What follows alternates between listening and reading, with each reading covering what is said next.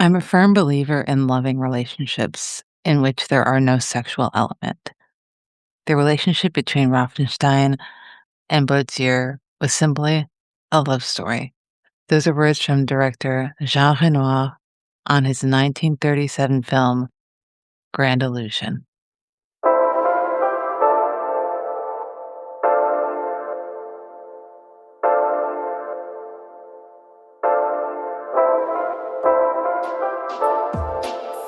Seeing Face the Movies is a podcast where each month I focus on the works of a different director or cinematographer. And each week I invite a guest on to discuss a film and the artist's filmography.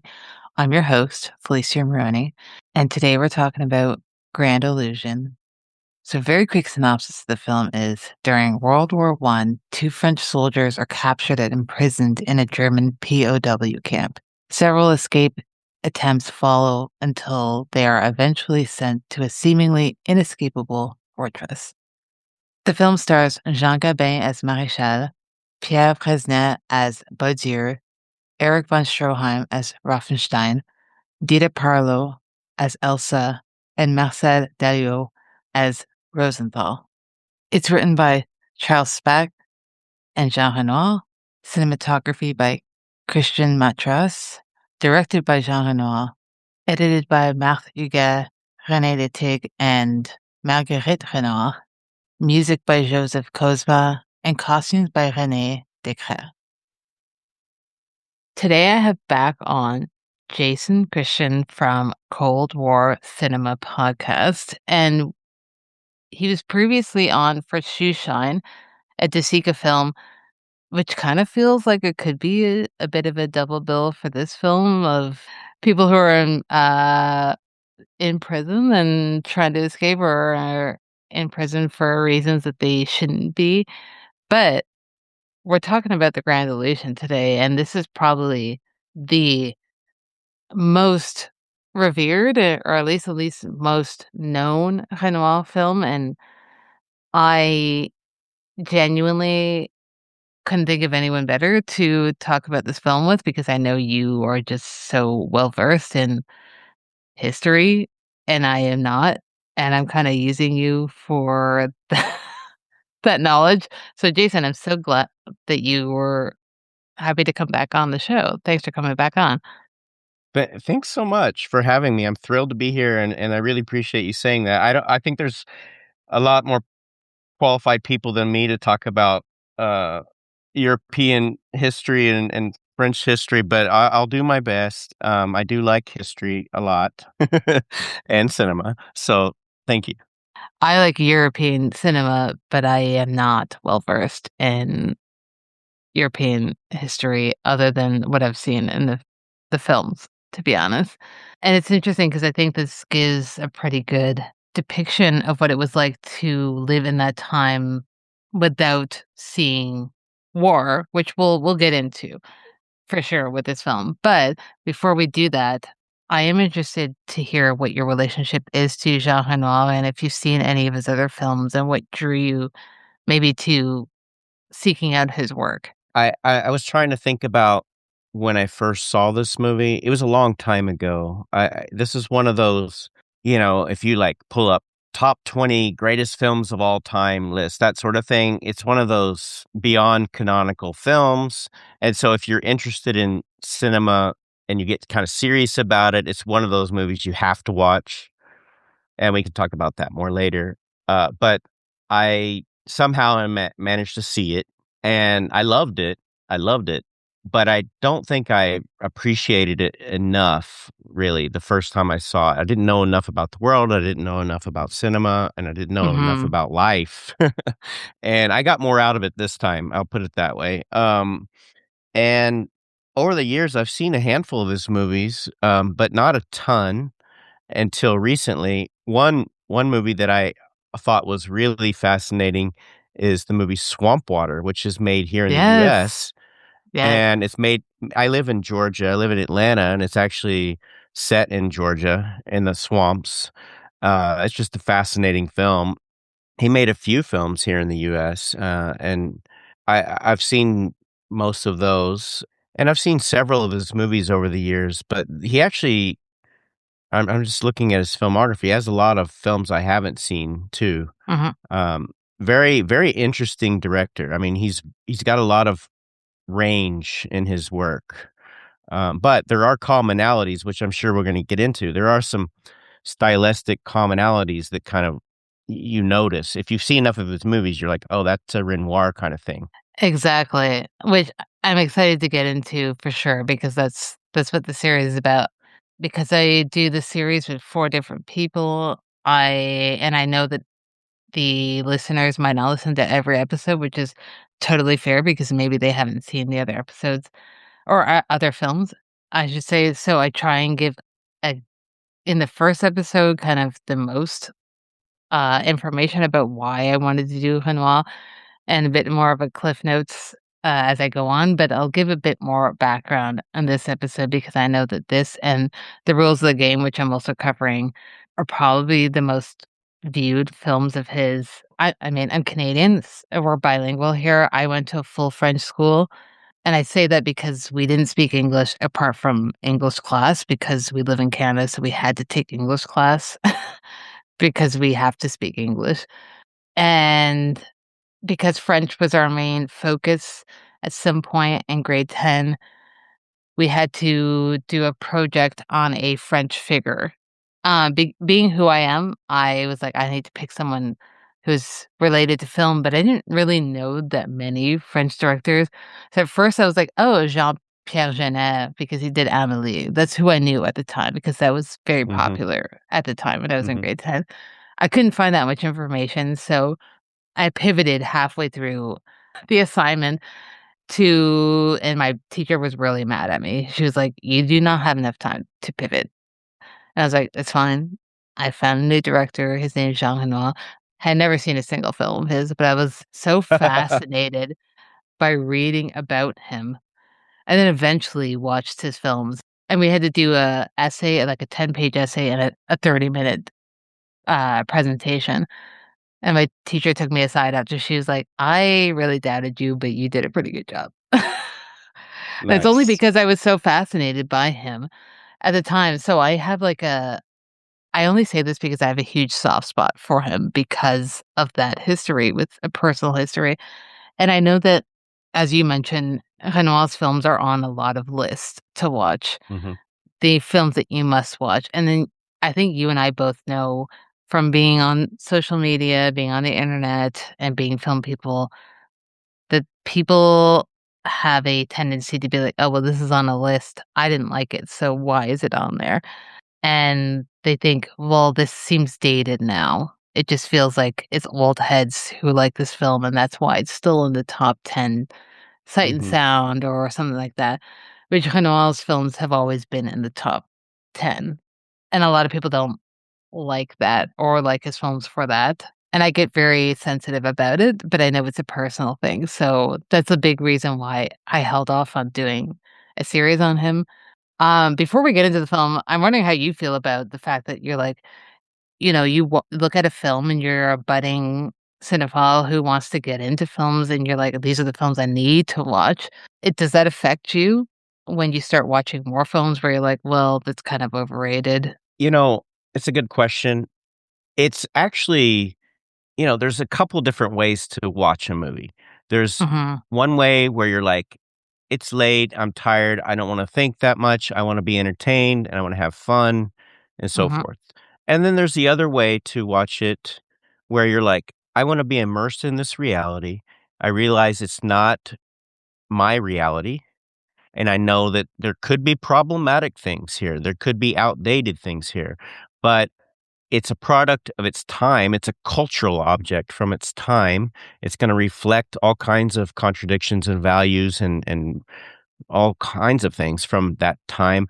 It's kind of fun to time travel for a little while and just be open-minded and yes, it's enjoyable to do that, but it's also intellectually stimulating and so I go back and forth. I mean, I watch all kinds of things, but if you're gonna watch something that's canonical, that's gone down in history over and over and over, there's a reason why, and it's you sorta have to set aside your 2026 brain and succumb to whatever's on screen, and then if you're able to learn a little bit about the culture and the context and the history of the time, it can definitely make you recalibrate your expectations and think about how to view it better.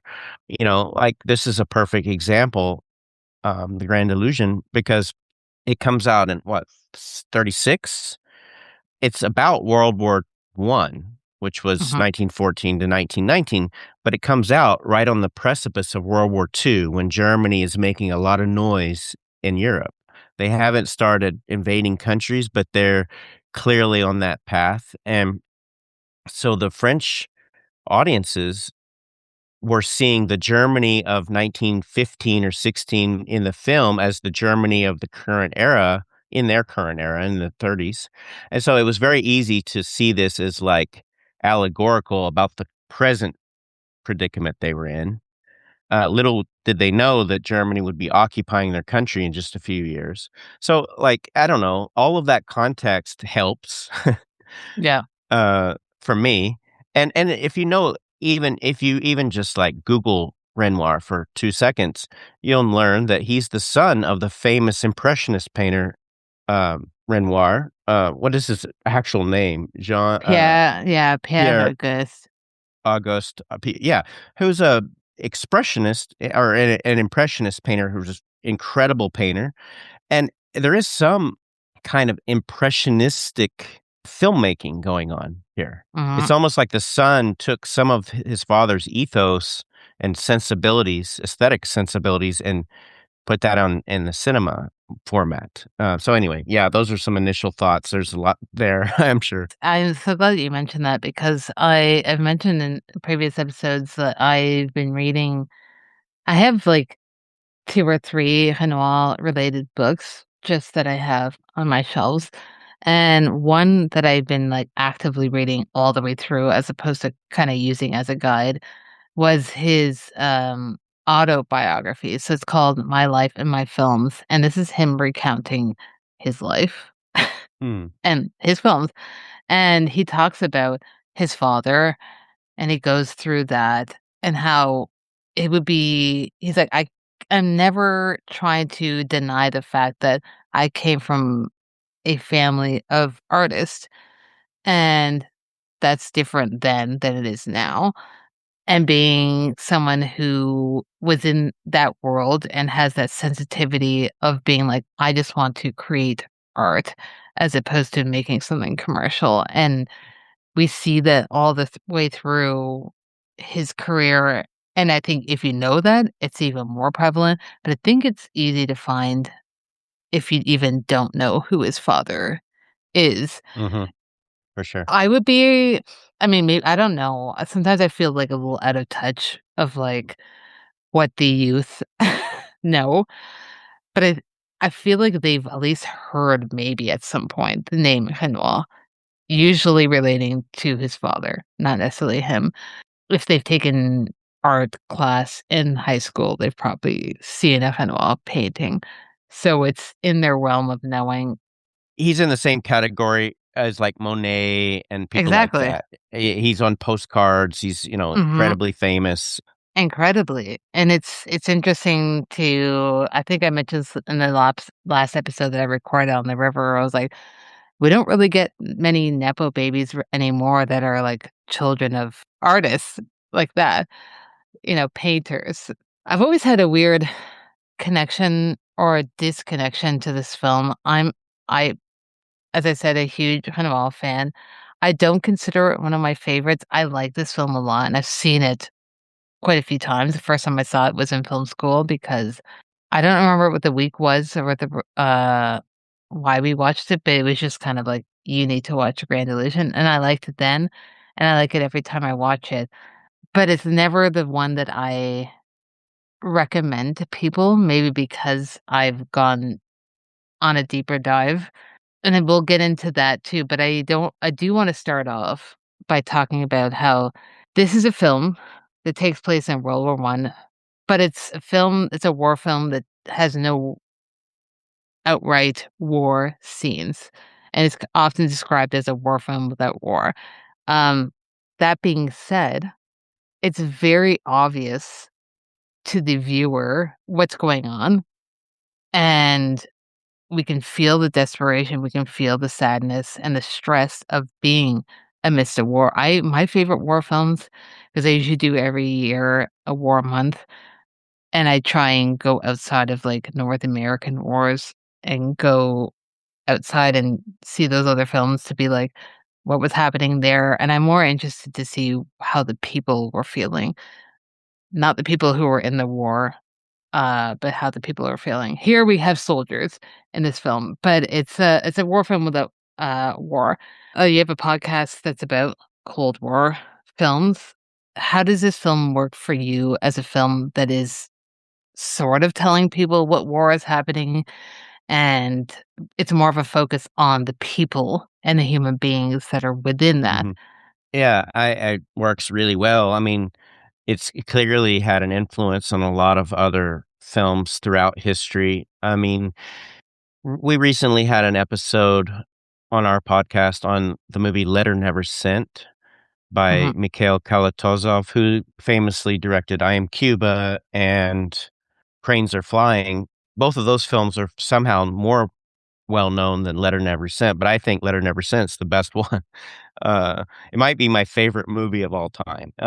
But in that episode, we talk about how there's this concept of the microcosm reflecting the macrocosm. And so this is a concept that Lenin wrote about, and it's very much exemplified in that film and in many films, including, I think, Grand Illusion, because you have the drama, human drama on a small scale, as depicted in the film, kind of allegorizes societal level human drama.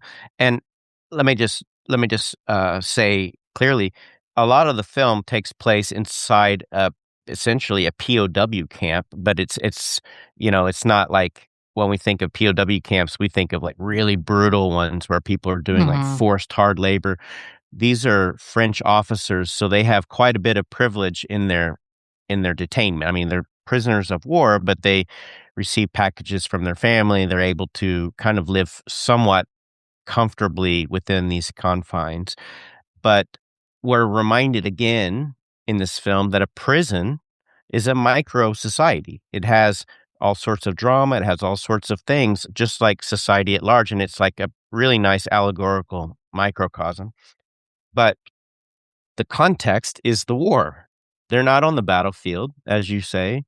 One episode that we looked at on our podcast is called Ballad of a Soldier, and there is a battle scene at the very beginning of that film. It's a Soviet film from 1959, but after that, it's really a road narrative. It's a young soldier traveling on the road to see his mother. So there is a war going on, but you don't see battle scenes, and it's very much in the spirit of Grand Illusion. And there's actually a lot of wonderful films like that where they look at the human dramas and the human costs of war really far away from the battlefield. And I think it's a really smart choice. So do I, and I do want to, like, just give emphasis to a huge shout out to Ballad of a Soldier, because I think that's a phenomenal film. Hmm. We watched that a few years back and immediately was like, "I need that. I need the DVD, Blu-ray." So bought it because it's so good. And I It's those are my great. type of war films that I like, that it's more kind of a character study, because it's because it's a little easier to watch, people dealing with it as opposed to people just, killing each other. I think that, yeah, obviously those other films work, but it's more Mhm. fascinating to understand the mindset of the human beings that had to be within that. With this film, and I never expect anyone who's listening to this to have taken a deep dive onto Renoir, but if you are interested even mildly, I do recommend reading his autobiography, because he gets into his mindset and you fully understand why the Grand Illusion is the way it is. if you know who Renoir is, he would never make any other film other than this. He would never make a straight up war battle film. He was a very sensitive human being. He was always so fascinated with people of different classes and people of different ilks and walks of life. And that was always his main interest that, yeah, there's probably a grander thing happening. He was a soldier in World War One, and he was injured. He got shot in his leg, and that caused him to have a permanent injury where he was limping all the time, and he was excused from battle because of that injury. But he was in this. The uniform that Jean Gabin wears, the main character, is Renoir's actual uniform that he wore in World War One. Wow. So that's also, I feel like that probably was a lot of pressure on Gabin to be like, "Oh, I'm wearing," but it felt very personal to him. But I think for Renoir, someone who's so sensitive, and I say that with so much love, because I know the word sensitive can be either way for people, but I say that with love. Someone who's so sensitive and empathetic, he was so fascinated in his fellow soldiers. That's how this film came about. So, there's a level of optimism and hope in this story, and Mhm. as you said, it's set in World War One, but in reality, they're on the verge of World War Two, and Renoir knows this, and because of who he is, he wants to create a film where he's like, "I know what it's like to be there, and we don't need to do this again," and not that he's like, "Oh, I'm gonna change the world," and the mentality to be like, "We don't need to have a second world war," but he's like, "Maybe let's keep in mind what it's like for the human beings that have to take part into this." I know, like, the very basis of both of those wars, but I'm wondering how you feel as someone who's watched a lot of war-related films, not even just World War One or Two, but many of the unfortunate wars that have taken place. What it's like to watch a film that's doesn't ignore the fact that people are battling, but it's just like, "I'm gonna focus on the human beings that are trying to escape the situation." That I like what he's trying to do, which is he's trying to appeal to our humanity, and he's trying to step aside from the sort of political realities and look at the human element, as you Mhm. say, the cost of these conflicts. And he's essentially saying, well, there's even a moment in the film toward the end where so the two main characters who what is his name? Jean Gabin? How do you say his name? The I'm not good at character, the French. the Maréchal. Yeah, I'm bad at I'm bad at French. I never It's studied okay. French. Unlike you, I never studied French. But the 2 main characters, one of them is Jewish and the other one is, Mhm. this famous actor's character, John is it John Gabin? How do you say his Yeah, name? Jean Gabin. John Gabin. He's a well-known actor who collaborates he's in a lot of Renoir films. Mhm. He and this other character who is meant to be Jewish, they escape, right? And they're on the road and they meet this widow or this woman who's German, who's a farmer and has a young baby or a young child. And they kind of hide out there and she takes them in, which is incredible. You know, that would be Mhm. seen as a betrayal of your country, right? That is a betray like, if there's an escaped soldier from the enemy country and you take them in, that is treason according to most people. But the film doesn't really entertain that thought at all. The film actually directly questions borders. It basically makes this appeal for internationalism and I don't know, humanism, and it Mhm. essentially calls into question borders and wars and so forth. Yet, is it idealistic? Yes, of course, but it's a film, and the Mhm. film is there to show us our common humanity. You know, even in earlier in the film, whenever these 2 or this group of French officers is captured, they're treated with the utmost respect by the Germans. They all have dinner together before they're sent to their POW camp, and it's kind of incredible to see because these French officers are treated with more respect almost than an ordinary German soldier by the German officers than an Hmm. ordinary German soldier would, which let me just interrupt myself and say that is very clearly showing class solidarity. The ruling class has more in common with the ruling class across the globe than Yep. the working class in their own locale. Conversely, the working class in the United States has more in common with the working class in Bolivia or Senegal or wherever than they do in their own country with the ruling class. But anyway, sorry, just I digress. It's showing that the classes are aligned with each other, but we live in an internationalist world and borders and countries are a little bit of a fiction. Hmm. And I think it works really well in the context of this war because this was an imperialist war, by the way. This was a war between different empires. It was conflict over territories. And after World War I, a bunch of empires broke apart, including the Ottoman Empire, Austro-Hungarian Empire, and all these little countries developed right after that. The entire Middle East, for example.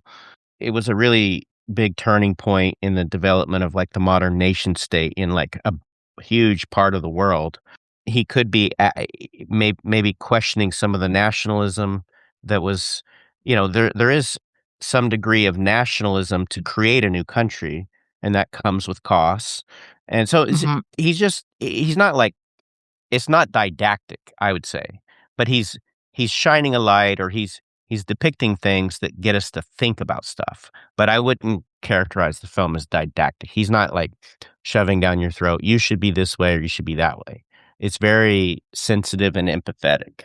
Yes, very much. I think that he will never tell you to think a certain way, but he's trying to show you that there are sympathies that you can play to the Mhm. people who are quite literally in play to this. And he talks about that a lot, how he was drafted into the war. That's not something that he was wanting to be a part of, but he did it. And at the same time, he understood the other side's not that he understood the other side's plight, it's just that he understood the other soldiers' plights, and he talks about the film does I think it's maybe after this called Tony, where there it must be after this, where he was kind of annoyed because he's shooting it in France, in rural France. He's talking about French workers in factories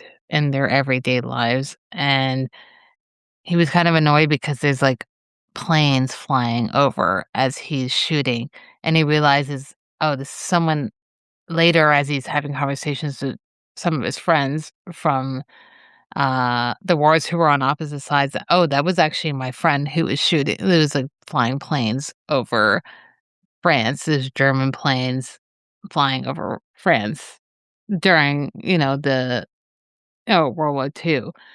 And, it's so interesting to hear or see a filmmaker who has the actual experience of being in a war because not always we get that. We get a filmmaker who doesn't know anything. Doesn't mean they shouldn't have the right to make a film about that, but it always adds a layer when someone is like, "I've actually been through this."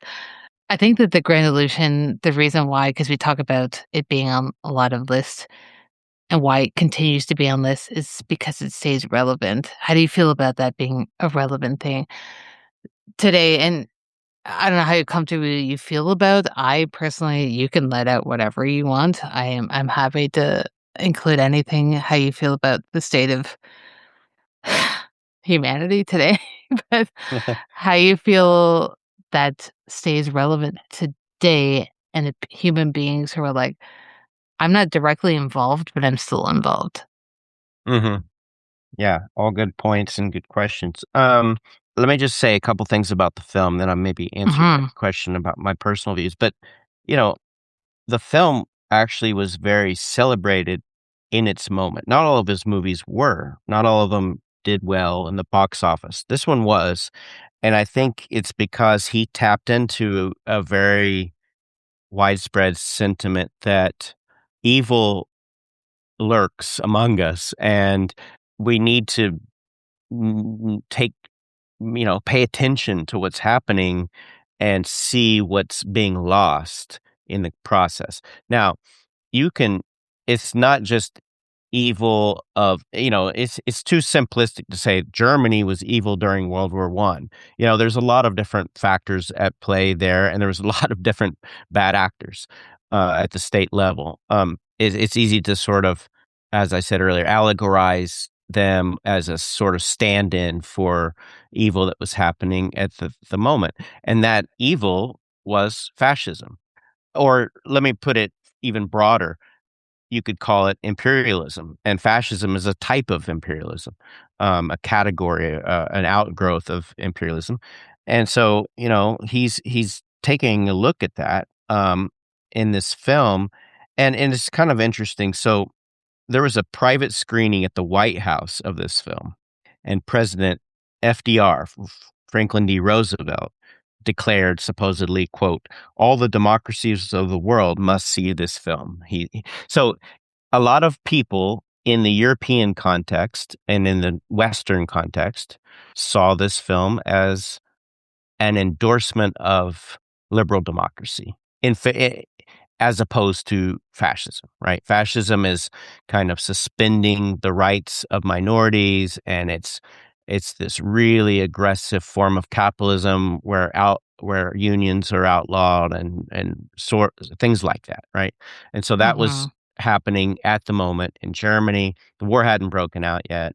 There's a way to kind of poke holes in FDR's optimism, because just a couple of years later, well, 3 or 4 years later, 4 or 5 years later, FDR rounded up 120,000 Japanese Americans and put them in concentration camps. And so you could say that liberal democracy is not quite the idealistic, wonderful system that it's made that it thinks it is, because Yeah. it often relies on imperialism also. And so this is me getting into my politics. So, while we live in freedom and relative freedom and so forth here, there is Mhm. this strong sort of imperialist apparatus subduing different populations around the world, forcing them to work for very little money and outlawing unions and doing all the same things that Hitler did in Germany, but doing them in the Congo or doing them in South Mhm. Africa or doing them all over the world for the betterment of the West. So that relationship of imperialism is still intact in 2026. Um, some people call it neo-colonialism. There's different ways to think about it. That is something that people often refuse to look at in the West. And the word that I use to describe the West, I no longer use the word West. I call it the imperial core. That's the word I use, the term I use for the West now. So there's me Yeah. like, you know, explaining some of my politics. So like on one hand, I think the central message is beautiful and wonderful, but I think it's somewhat limited, if it's trying to Mhm. tap into global issues. But it does. This was it's just a movie, first of all, and it was Mhm. 1937 or 36, second of all. So for the time and to the best of their knowledge, it is a fantastic, humanistic, beautiful look at those contradictions and those costs. So I guess that's what I would say. And I think it's relevant because war is not going anywhere anytime soon. Imperialist wars, let's put it that way. Wars where a Mhm. country decides to invade another country on whatever pretext it is. It doesn't matter what it is. Just the fact that a country decides to go to war really far away with another country, that's still with us, unfortunately. So those themes are still worth pondering, and a cinematic depiction of it is a nice way to do that. I think very much so, and I agree that it very much is an idealistic way of viewing things, but also for us living in 2026, it is easy for us to say that that's idealistic. And it wasn't that it wasn't idealistic then, it just is different. I think that Renoir's a human being who went through it, but Mhm, also knows that he had the privilege that other people didn't.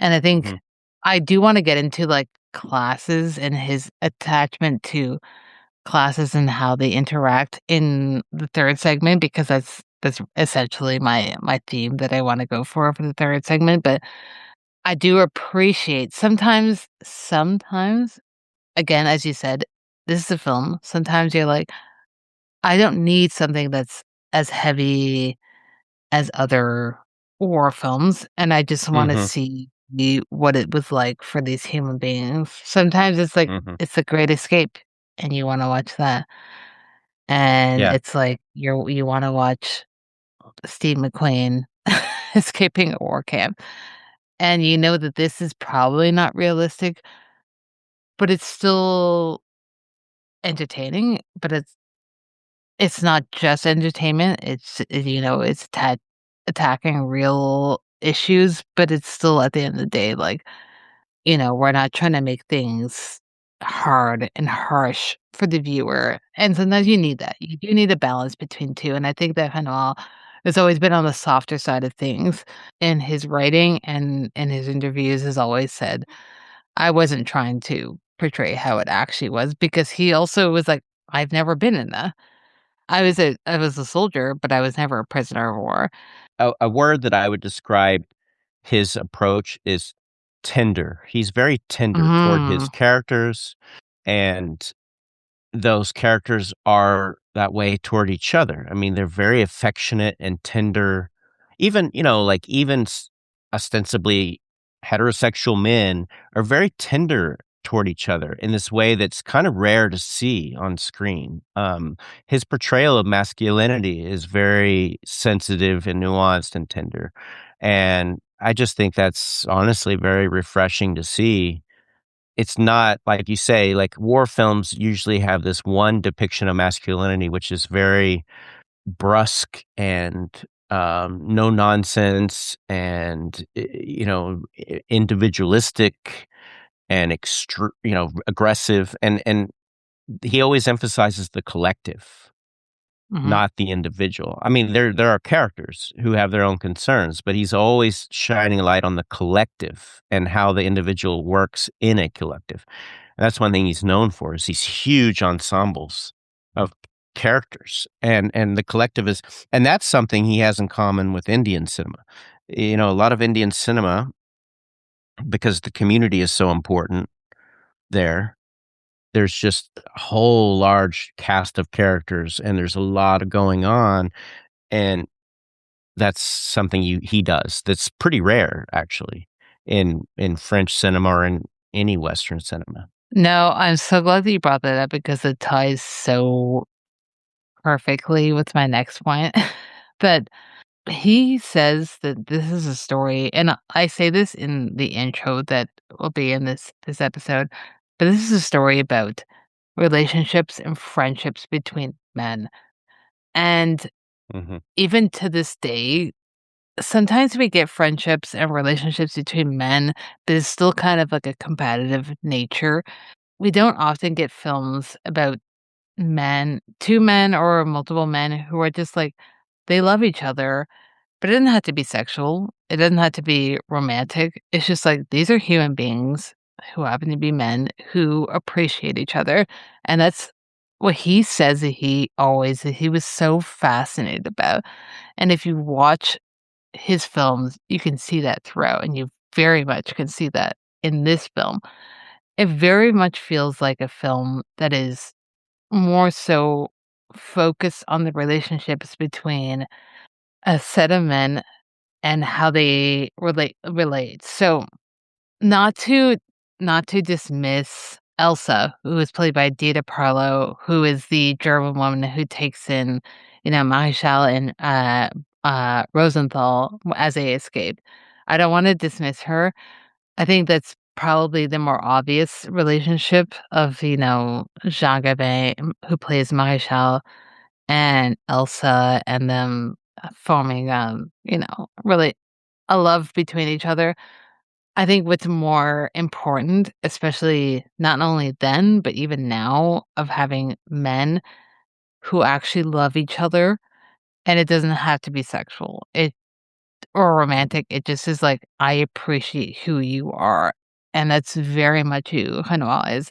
So I think, to me, I want to talk about three three different relationships in this film between Mhm. men. The three men, 3 or 4 men that comes in this. So I wanna first talk about Maréchal and Boldier, who are both French. They both get captured by the Germans and are both, prisoners of war. Now, Maréchal, who plays is played by Jean Gabin, who is the star of this film, and Boldier, who is played by Pierre Fresnay, that if you've seen other French films, maybe you know him, but he's not the star of this film.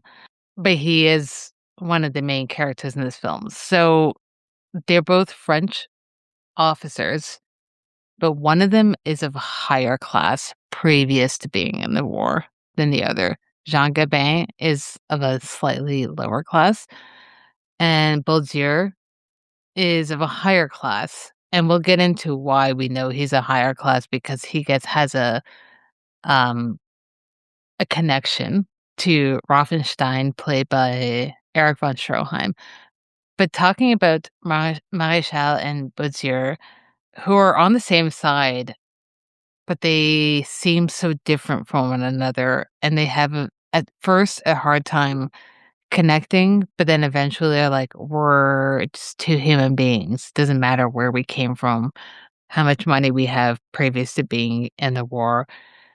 How you feel about those 2 men and their connection, and how Bulger eventually helps Maréchal to escape, because Bulger, spoiler alert again, hopefully you watch this film, but Bulger does not escape, and he ends up dying from, helping Maréchal and Rosenthal to get away, and he dies. And Maréchal and Bulger are who start the thought of escaping, even though they are not people who would have ever probably interacted in real life outside of this Mhm. situation.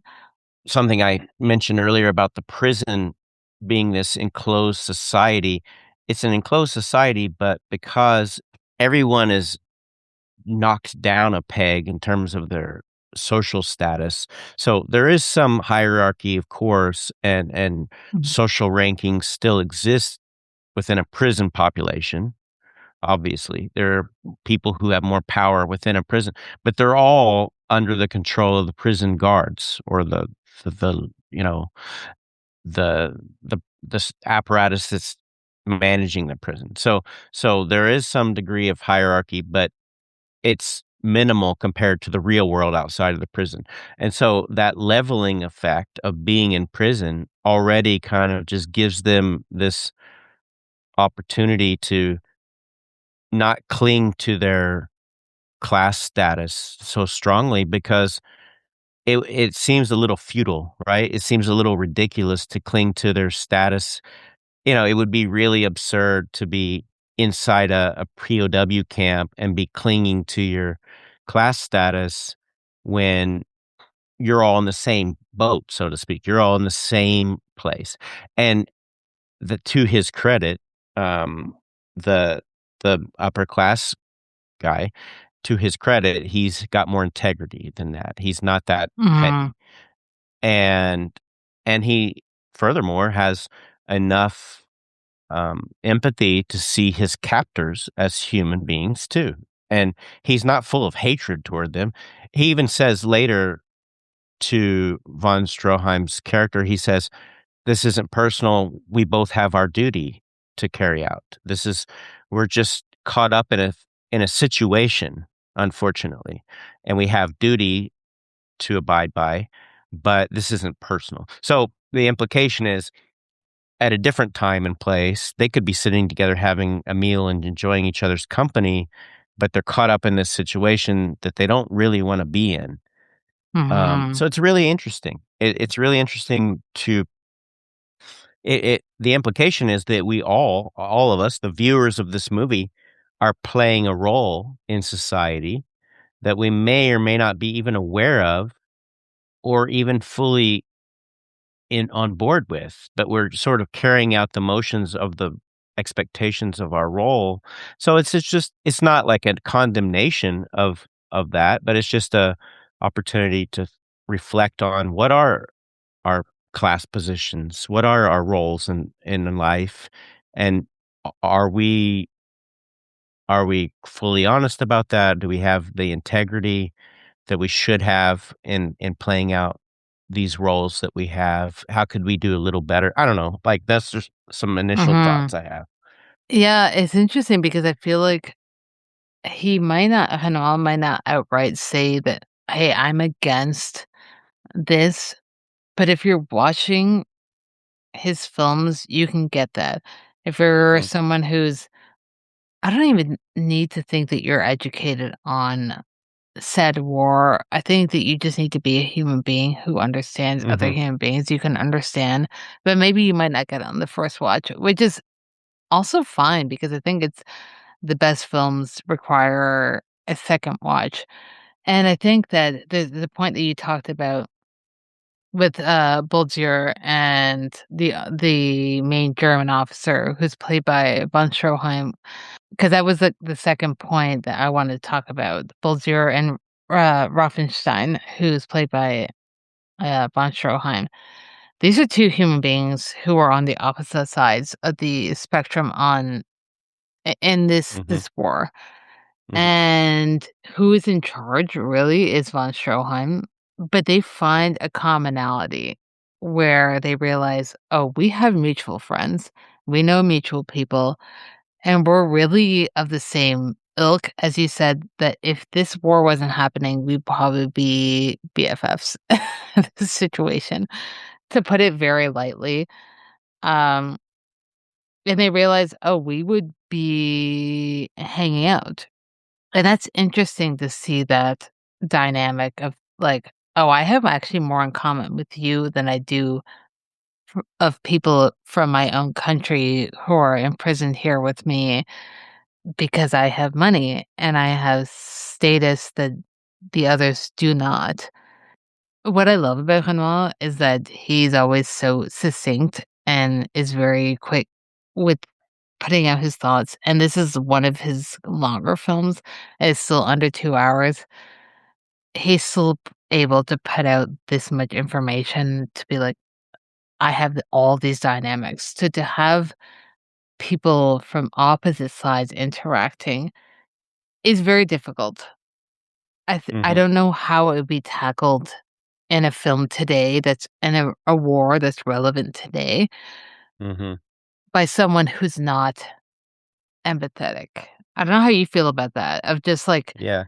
someone who doesn't understand not necessarily the whole ideology of, like, "Oh, well, there's people on both sides," because that's dangerous, and we don't wanna get into that. At least Mm, I don't I'm like, that's rough to get into the both sides. I feel like I have a very strict side that I'm on, but the idea that there are human beings on mhm. either side and how maybe human beings may not subscribe, like, the ideas that are being subscribed to them. You know, there's a difference between the leadership of 2 countries and the just the ordinary soldiers that are caught up in this. Um, you know, like I said, like, I think the ordinary German soldier has more in common with the ordinary French soldier than they do the leadership of Germany or the whatever. And, you know, there's a Mhm, famous story. So we should point out that World War One was famous for its trench warfare. You had these trenches that were dug, and people would spend months in these trenches, and they would move. just very slowly, one direction or another. It was like this gridlock, but there was this famous Christmas truce is what it was called, where on Christmas Day they called a truce, and these British soldiers and these German soldiers came out of their trenches, put their guns down, and they hung out and they shared food and they talked and they they had a moment where they're like, "Let's just not fight each other because it's Christmas Day." It was a famous thing. And there's other stories of like people calling a truce and going out and playing soccer or whatever, different things like that. And so it is interesting that there is this historical precedent in this exact conflict in World War One where people called a truce momentarily, realized, well, we don't actually have to do this. We can turn this on and off. Mhm. And I don't know, like, nowadays, it's hard to imagine because we don't have these kinds of wars very often anymore. Most of the wars are done in a different way, where it's drones dropping things on people or missiles. It's rare to see, like, major, huge battalions of soldiers against one another, um, and it's such a different time. But anyway, yeah, I just wanted to point out that Christmas truce is something to think about as is maybe something that kind of lodged in the consciousness of Renoir when he was thinking about our commonalities. Yeah, I think it's for me why this film remains relevant is because if you're watching this film and you're actively watching this film, you have a level again, I say this I as someone who like Grand Illusion is not my favorite and all, but I understand that it's important and I understand how relevant it is. I think about even when you were speaking, I was thinking about as someone I always worked a service job and then pandemic happened, I panicked. I went back to school for something I really shouldn't have and got an office job. And as a whole other type of war. And then I had enough and I quit and I went back to the service industry. Um, if we talk about the service industry and people who are dealing with human beings every day, and it doesn't always have to be negative. It's just like you're dealing with different human beings, but sometimes it is a negative. It's a nice positive. It's just like these are human beings' personalities that you're dealing with, and Mhm, that's what a lot of it doesn't matter. Even you could work a corporate job, and you're still dealing with personalities. You could all be on the, in quotes, "same side." Doesn't mhm, mean you all agree. Doesn't mean you all are on the same side. You all have a common goal, but you're going at it a very different way, and I think that's what's so fascinating and what makes this film so relevant and why Renoir is such a prevalent director is because he's always tackled the way that human beings deal with real life situations as opposed to the grander cause. But the grander cause is to win the war. But he's not interested in that. He wants to know about the people who've been assigned to deal with that, and even if they care about that, because a lot of them probably don't. They're just like, "I'm here because I was thrown into this." So, I think that's why this film makes such a impact. The last kinda connection I wanna talk about before I talk about one of the other things I wanna discuss before we get into the second segment is just Maréchal and Rosenthal. So these are both French soldiers. Maréchal's, a little bit higher in the French, system there, and Rosenthal is social a hierarchy or something? yeah, Rosenthal's like a it's weird because Rosenthal has more money. He's, described as like a French Jewish person who has a lot more money, and he realizes quite early on and this is he's played by an actor called Marcel Diallo, who's been in a lot of not only French films, but a lot of Renoir films, but he early on is like, "I'm getting packages from my family and friends and with food and money, and I'd like to share it." Um, I think that their relationship is interesting because they're on the same side, but and they're probably considered of the same class, but there's still a bit of a clash because of their background. And it's so interesting to me that how this film tackles that without it being like a history lesson. But it is still a history lesson. It just doesn't feel like they're talking down to you. I don't know if you feel that same way. Anti-Semitism was really strong in the like, it was not a secret that Germany had ramped up anti-Semitism. Mhm, In the moment of, 1936 when the film was released, that wasn't a secret. It was widely known, worldwide. And, you know, that was criticized by people who were not into that.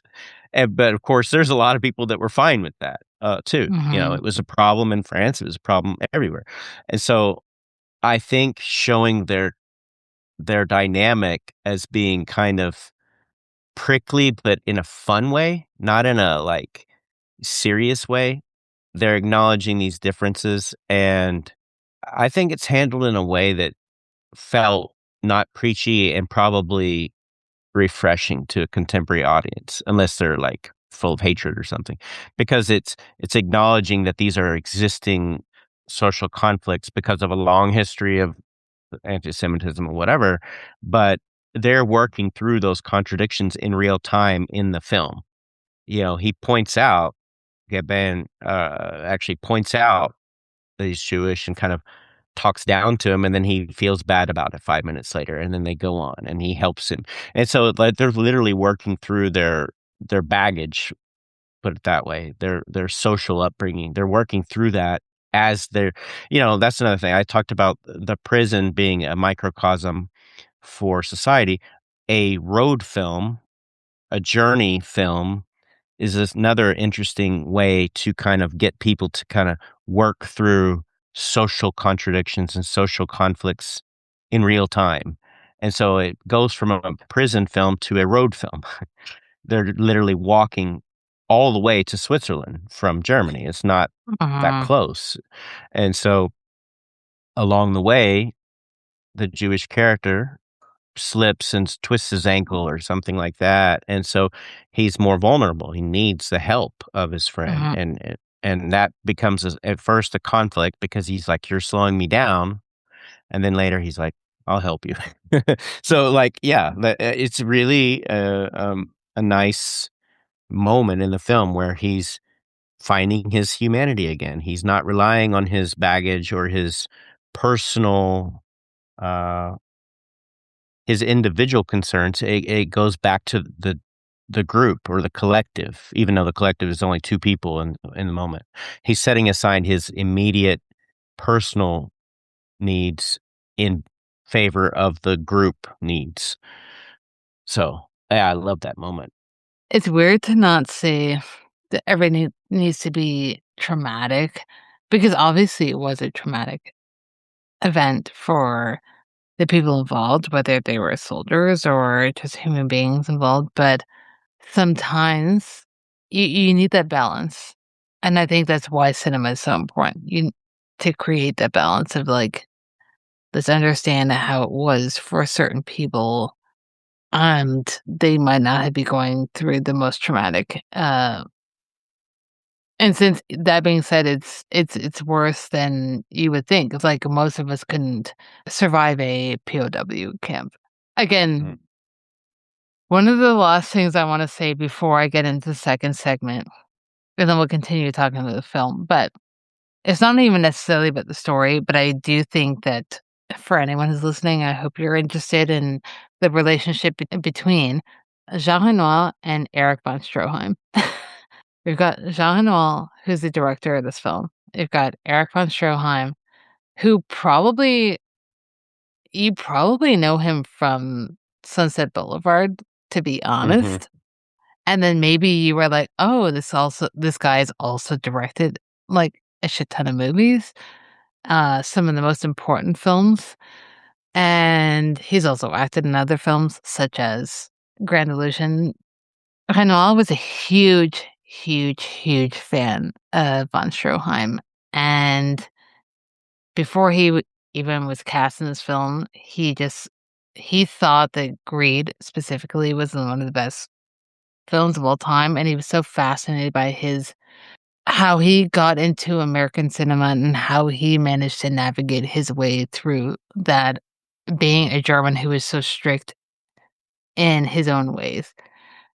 And they clashed a lot on this film.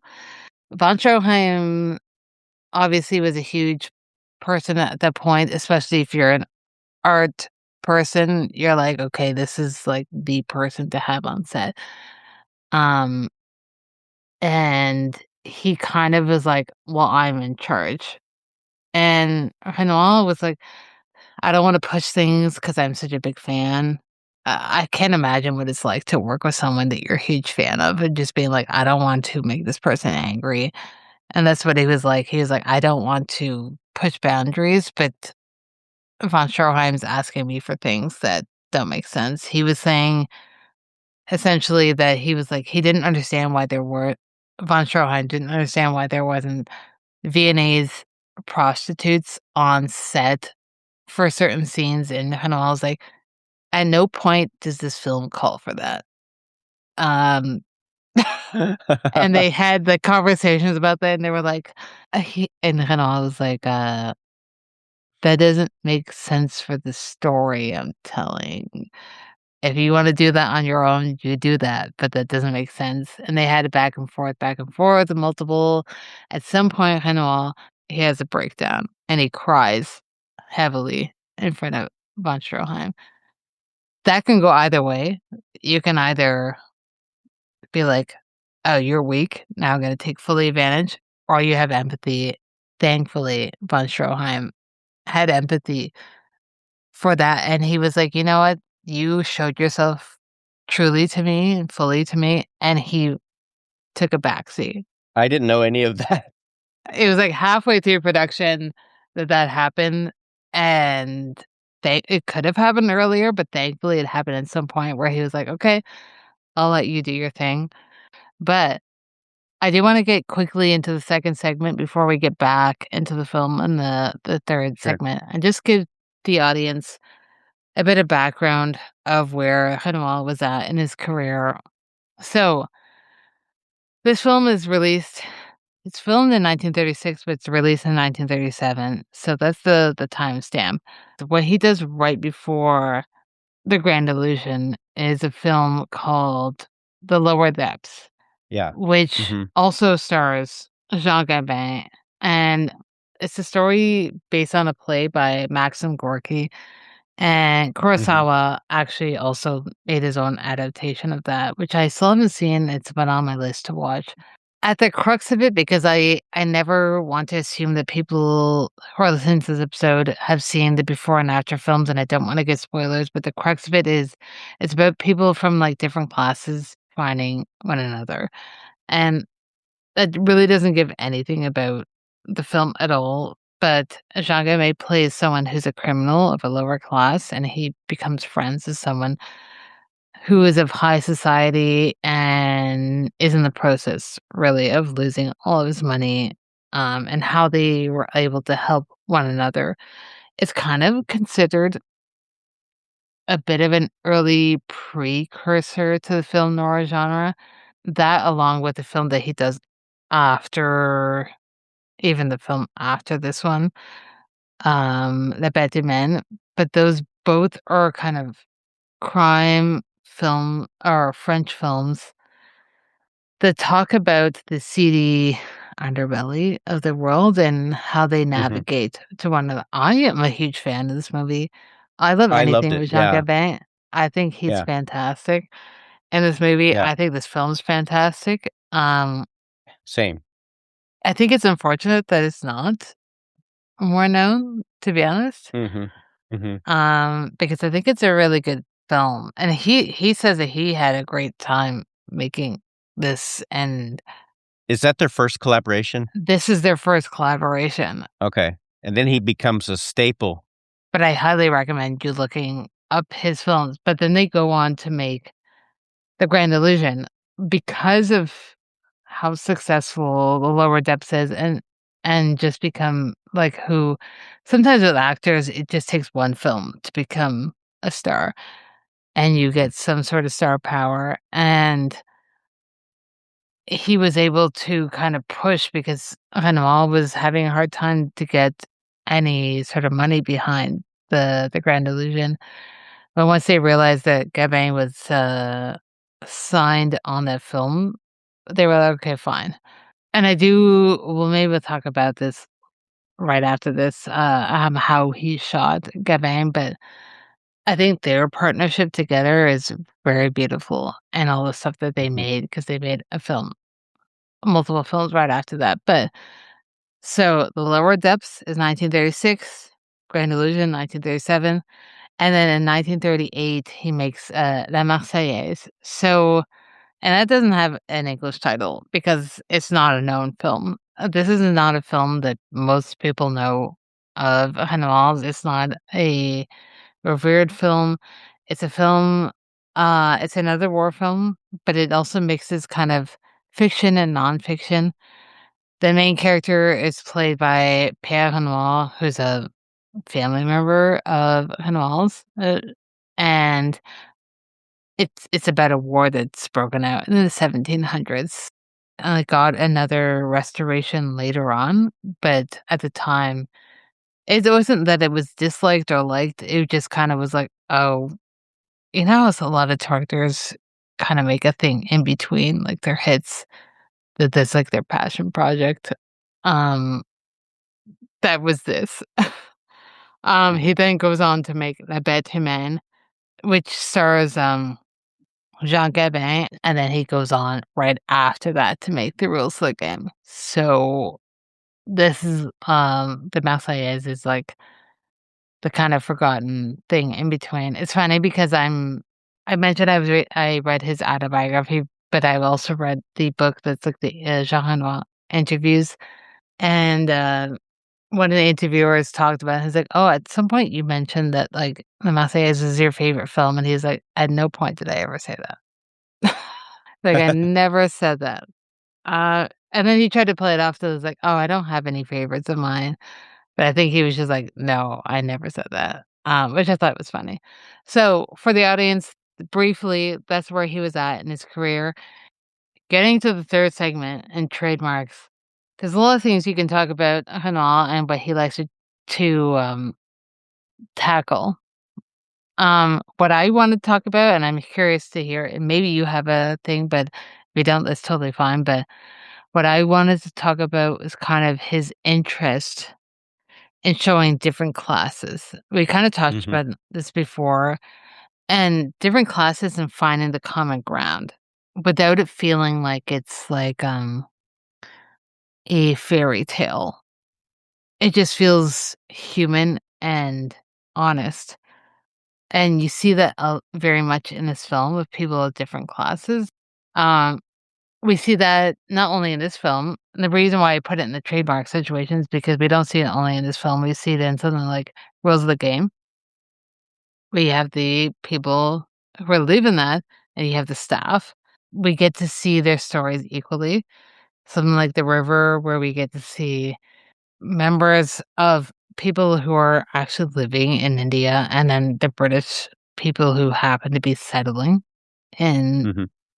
India and whatnot, and his admiration for showing all sides of humanity, even sides that he's not part of and may not understand fully, but his willingness to show both the sides. How do you feel about how he tackled that? In other films that you've seen, how he's like, I'm not here to just show you one side that I've come from. I want to show you sides, all sides, and how at the end of the day, we're all just human beings. In how do I feel about that in any of his films you're asking or just Yeah, it's kind of like a trademark of It his. is. It is.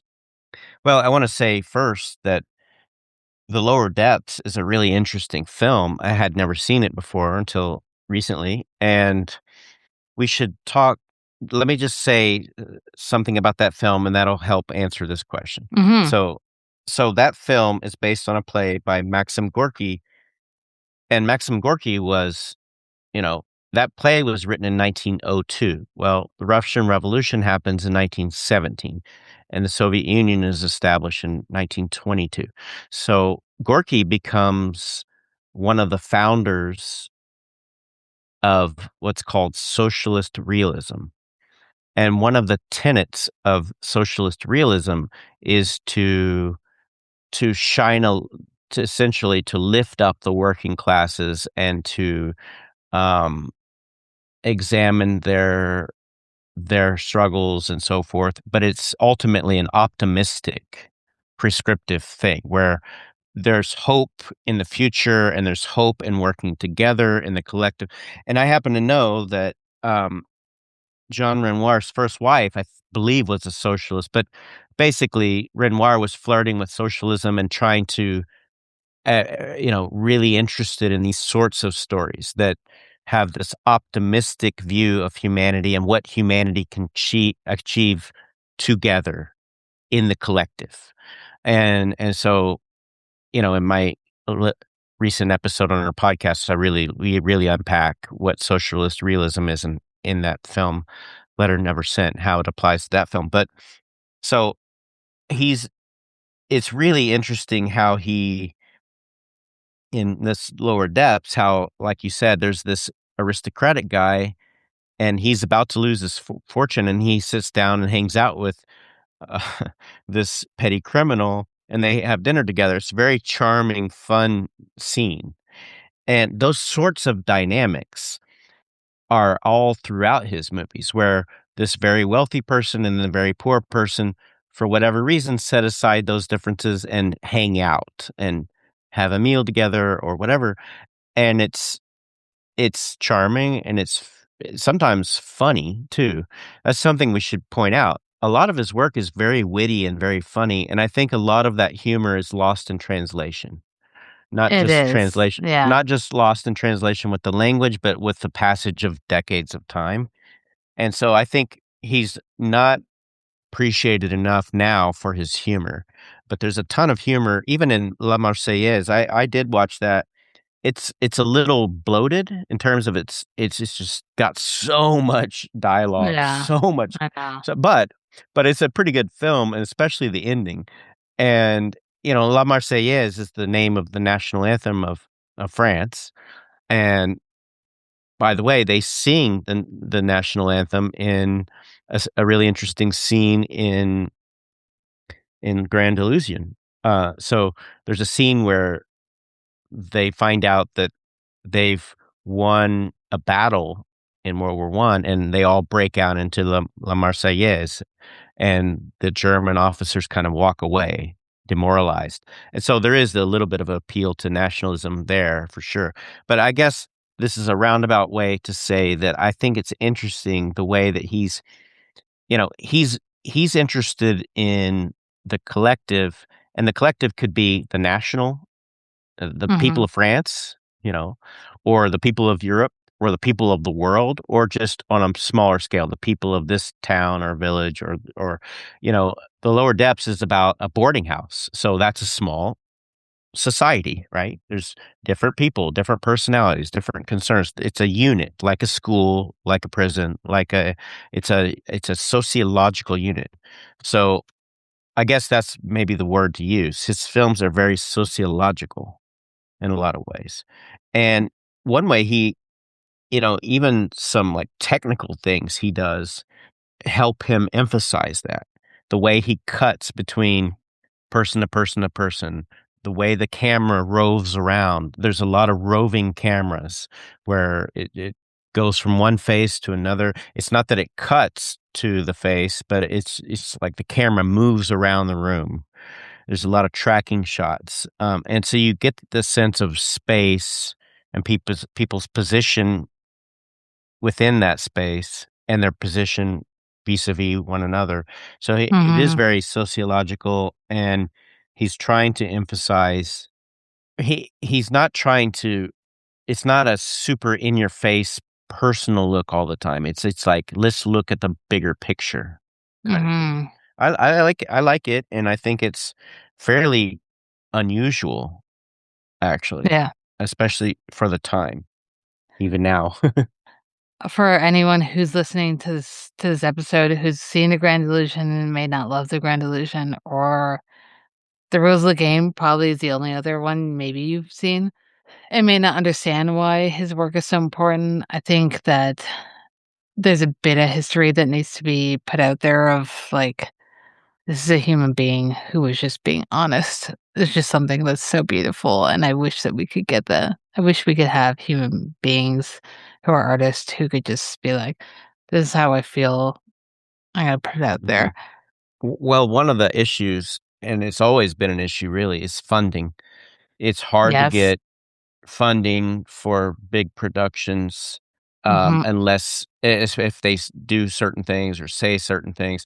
He came from wealth, and I don't know Mhm. exactly how he managed to get. I mean, La Marseillaise has an enormous cast. I mean, there are Mhm. thousands of extras, thousands, and it's sort of mind-boggling how many characters, and that's what he's known for, though, is these Yep. massive ensembles, and it can wear you out because the scope of his films is novelistic. It's a Mhm. bit like War and Peace, which, by the way, we're gonna cover War and Peace, the Soviet version, the four-part Mm. version on our podcast soon, but that is an unbelievable undertaking. You know, there's literally thousands of people, but that's because you had a centralized planning state where they're like, "We have a blank check. Do your thing. Yeah, I I don't know. care."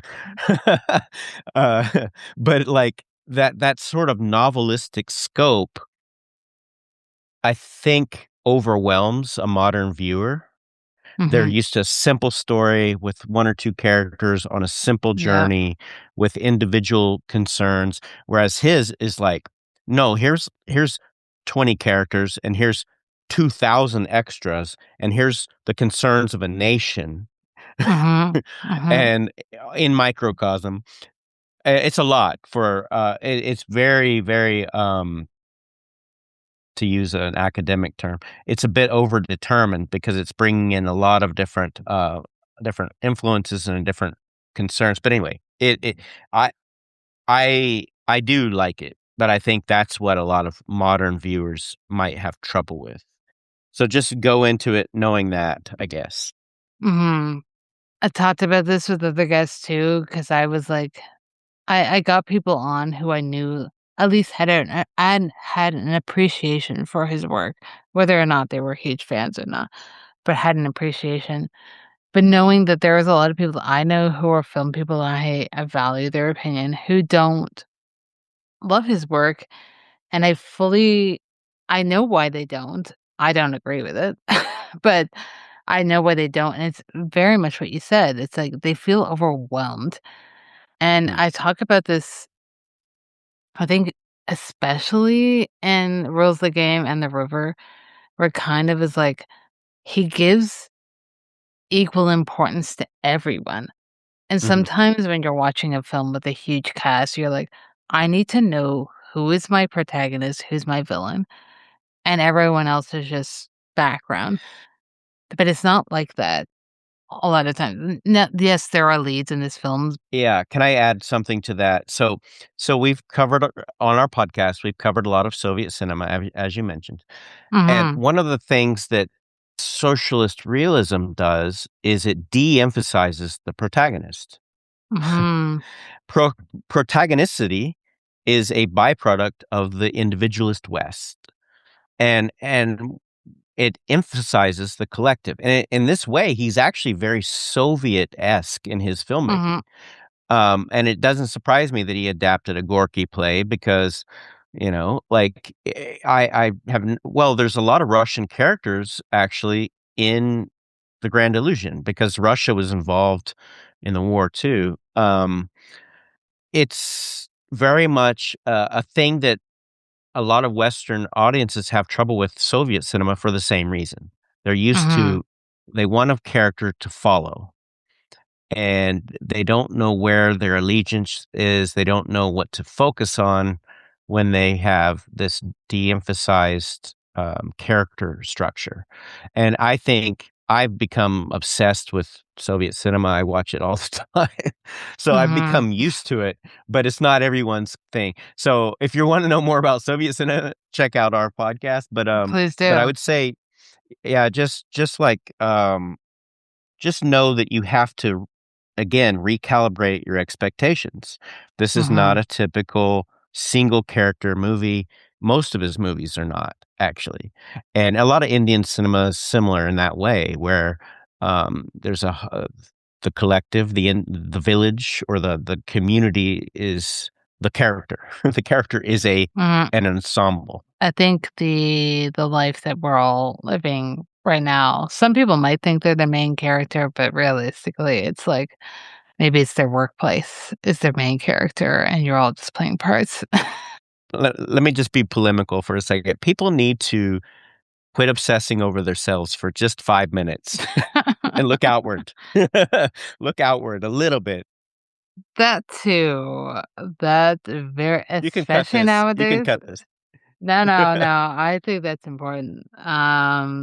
Before we get into the very last question that I have for you, I'm wondering if there's anything else that we might not have talked about, the Grand Illusion that you want to talk about before we get into our double bills. Let me just go back to one key aspect of the film that I thought was really interesting.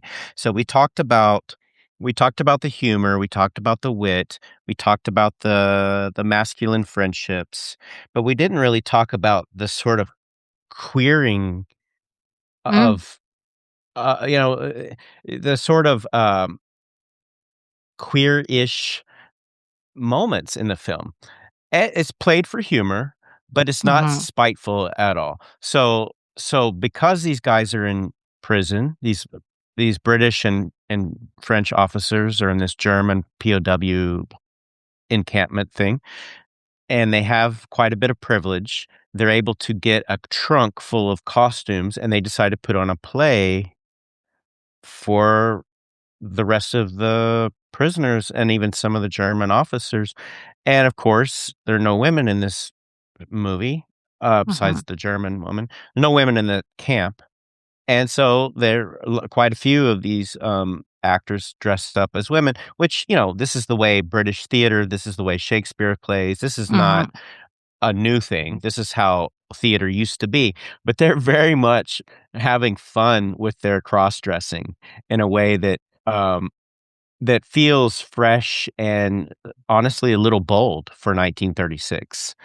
Even there's a moment where there's some men that are kind of ogling over this other man in cross dress, and it's very much showing like they're longing for women and they're feminizing this man in drag in such a way that feels like a very queer coded kind of thing. But it's on one hand, it's play for laughs, but there is a kind of tonally serious, just a brief moment where those guys are staring at that man in drag, where they're like, it's meant to. I think it's meant to remind the viewer that they're missing women, but it's also you can mhm. read it as they're in this space between. They're in this not quite heterosexual space at the moment. It's just an interesting scene. I think that's very apt because in the intro prefaces this statement by talking about his relationship to Jacques Becker, who is a ends up being a I don't know if I want to say prominent French film director, but if you're interested in French film, you've probably come across a Jacques Becker film. He did Letro, which is a prison break film. yes, and he did Costel, which I've seen, Grisby, I've seen.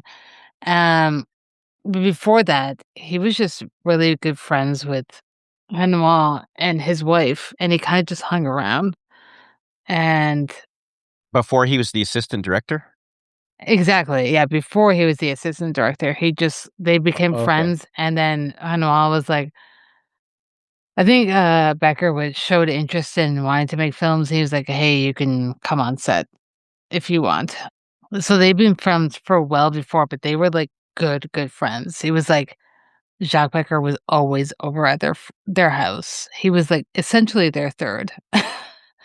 Uh, and he was just always there. He would sleep over, and they would ask like, "Hey, what do you think about this?" before they made any decisions, which feels very liberal. And I think what a lot of people think about French people have being, like, liberal, especially sexually, being like that being said, he was like, there was no sex element to our relationship. It was just an admiration for one another and just wanting to be around each other. So when he describes, The Grand Illusion specifically, and I say this in the intro because it's a direct quote from him. He talks about how he says he's a firm believer in love and relationships in which there are no sexual elements, and he says the relationships between the men in this film are simply a love story. It's a love story without sexuality, and I think Yeah. we don't, again, still to this day, we don't get that, which is Mhm. wild to me because this is 1937 and we're in 2026. We're going on almost 100 years. We're going on next year to be 90 years, and it feels a bit more progressive. I know things have progressed, but I think you and I can agree that something about the climate between in North America has become more regressive. I think that it's so weird to see where film is at now versus even 10 or 15 years ago. Yeah. I mean, just to put it in perspective, how the Soviet Union legalized abortion in 1920, Yeah. and now, I mean, we tend to think that social progression is linear, but it's not. It's all over the place. Mhm.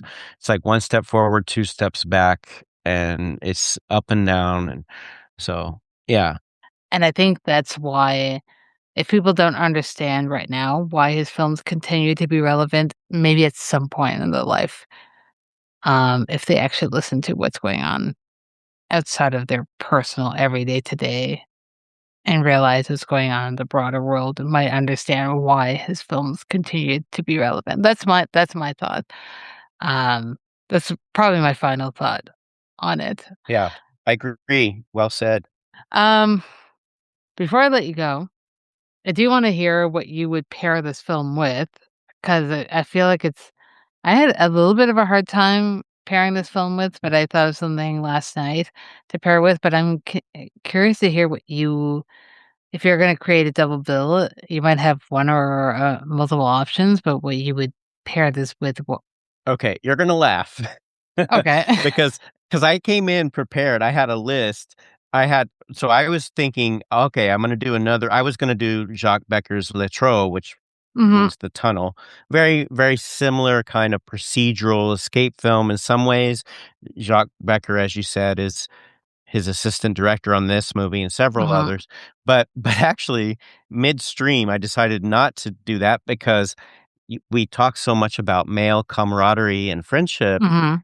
and it made me think of a more recent movie, which is A Better Tomorrow, John Woo's Hong Kong action film from 1986. It is the Oh. quintessential, what one critic called a male weepy.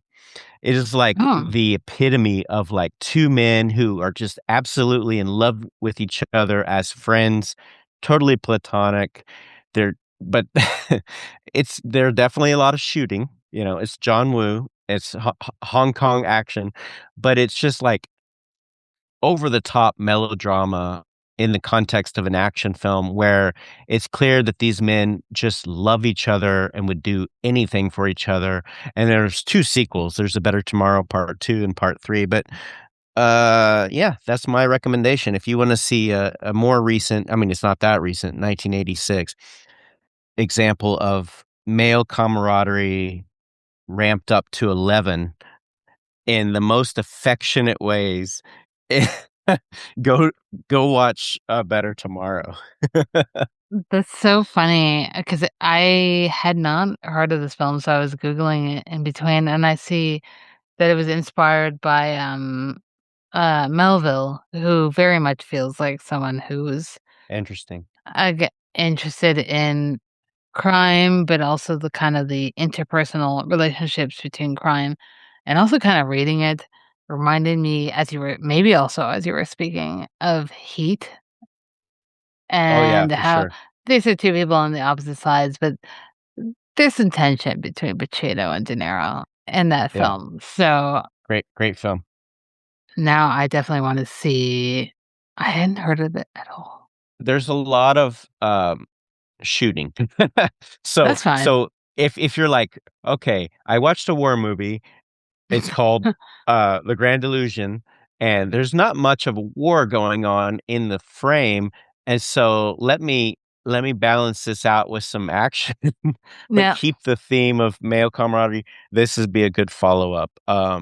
It's over the top, it's very stylized on purpose, and, there's a lot of John Woo movies like that, like, there's so many where he just goes there's literally thousands of Hmm. gunshots, Hard Boiled would be one, Yeah. but yeah, but it's a good movie. No, I think that's a fantastic recommendation. And as you were speaking, I also thought of like not only that genre, but maybe westerns could be a good one of like For the sure. male camaraderie of and for action.